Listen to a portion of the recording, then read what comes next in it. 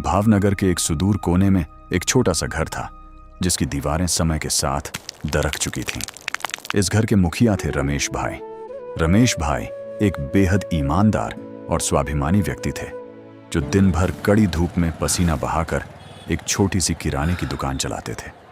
उनकी पूरी जिंदगी अपनी 2 संतानों कुलदीप और सागर के भविष्य को संवारने में बीत रही थी। घर की आर्थिक स्थिति ऐसी थी कि कभी कभी रात के खाने के लिए भी रमेश भाई को अपनी उधारी की डायरी देखनी पड़ती थी। सागर, घर का सबसे छोटा सदस्य, स्वभाव से शांत था। वह स्कूल तो जाता था, लेकिन उसका मन किताबों के काले अक्षरों से ज्यादा उन मशीनों और पुराने कैमरों में लगता था जिन्हें लोग कबाड़ समझकर फेंक देते थे। साल 2021 का वह दिन रमेश भाई के लिए किसी त्योहार से कम नहीं था, क्योंकि उस दिन 10वीं का परिणाम आने वाला था। उन्हें उम्मीद थी कि सागर पास होकर उनके दुखों को कम करने की दिशा में पहला कदम बढ़ाएगा। लेकिन जैसे ही सागर ने कंप्यूटर स्क्रीन पर अपना रोल नंबर डाला, उसके पैरों तले जमीन खिसक गई। स्क्रीन पर लाल अक्षरों में लिखा था, फेल। रमेश भाई की आंखों में जो उम्मीद की चमक थी, वह पल भर में धुंधली हो गई। पड़ोसियों ने जहर उगलना शुरू कर दिया। रमेश भाई, हमने तो पहले ही कहा था, आपका लड़का बस फालतू की चीजों में वक्त बर्बाद करता है, यह कभी कुछ नहीं बन पाएगा। रमेश भाई कुछ नहीं बोले, बस अपनी फटी हुई चप्पलें पहनकर चुपचाप दुकान की ओर चल दिए। सागर का कमरा उसकी कैद बन गया। उसे लगा कि उसने अपने पिता का सिर समाज में झुका दिया है। जब पूरा घर गमगीन था, तब बड़े भाई कुलदीप ने स्थिति संभाली। कुलदीप जानते थे कि सागर की प्रतिभा कागजों की मोहताज नहीं है। एक शाम जब सागर अंधेरे कमरे में बैठा रो रहा था, कुलदीप वहां पहुंचे। उन्होंने कोई डांट नहीं लगाई, बल्कि सागर के कंधे पर हाथ रखकर कहा, सागर, मार्कशीट का एक टुकड़ा यह तय नहीं कर सकता कि तू भविष्य में क्या बनेगा। गिरते वही हैं जो चलते हैं। देख, स्टोर रूम में पिताजी का वह पुराना कंप्यूटर और मेरा कैमरा रखा है। अपनी इस नाकामी के गुस्से को अपनी कला में झोंक दे। कुलदीप ने अपनी छोटी सी नौकरी की पहली तनख्वाह से घर के खर्चों में कटौती करके सागर के लिए एक हाई स्पीड इंटरनेट कनेक्शन लगवाया। यह सागर के लिए सिर्फ इंटरनेट नहीं, बल्कि दुनिया से जुड़ने वाली एक खिड़की थी। सागर ने तय किया कि वह दोबारा स्कूल नहीं जाएगा।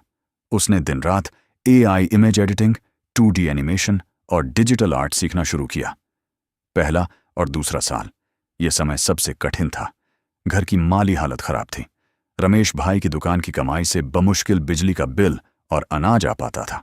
सागर 18 घंटे कंप्यूटर के सामने बैठता। लोग उसे निकम्मा कहते थे। उसे महीने भर की मेहनत के बाद केवल 100 से 200 रुपए के छोटे मोटे ग्राफिक डिजाइन के काम मिलते। कुलदीप अक्सर छुपकर अपनी बचत से सागर के कंप्यूटर के पुर्जे बदलवाते, ताकि रमेश भाई को पता न चले। कई बार सागर का मन करता कि सब छोड़ दे और अपने पिता के साथ दुकान पर बैठ जाए, लेकिन कुलदीप हमेशा उसे चाय का प्याला थमाते हुए कहते, सागर, बस थोड़ा और। समंदर के किनारे रेत ही मिलती है, मोतियों के लिए गहरा गोता लगाना पड़ता है। मई 2024 की एक दोपहर, जब गर्मी चरम पर थी, सागर के पुराने कंप्यूटर का मदरबोर्ड अचानक जल गया।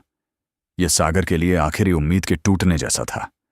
घर में पैसे नहीं थे और रमेश भाई की तबीयत भी ढीली चल रही थी। सागर टूट गया।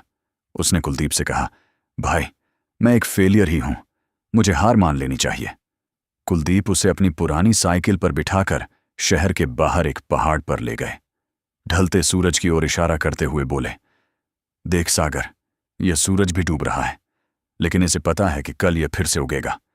तू आज हार मान लेगा तो रमेश भाई का सिर कभी गर्व से ऊंचा कैसे होगा। मेरे पास कुछ बचत है, उससे नया सिस्टम ले आ।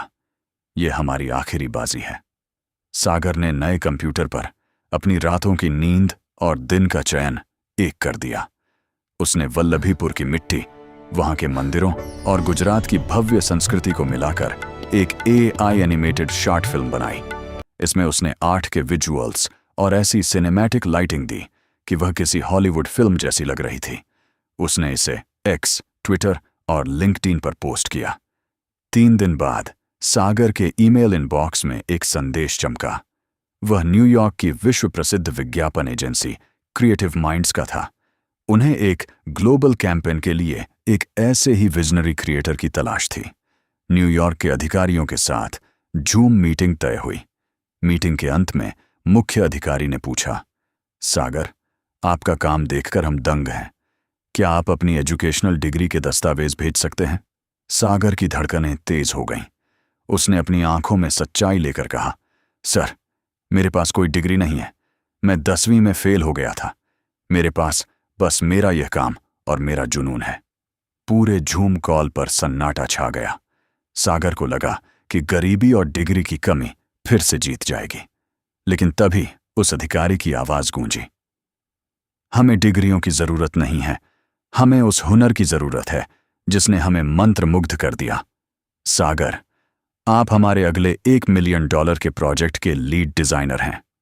कुछ महीनों बाद वल्लभीपुर के लोग तब दंग रह गए जब उन्होंने अखबारों में सागर की तस्वीर देखी। सागर का बनाया विज्ञापन न्यूयॉर्क के टाइम्स स्क्वायर पर चल रहा था।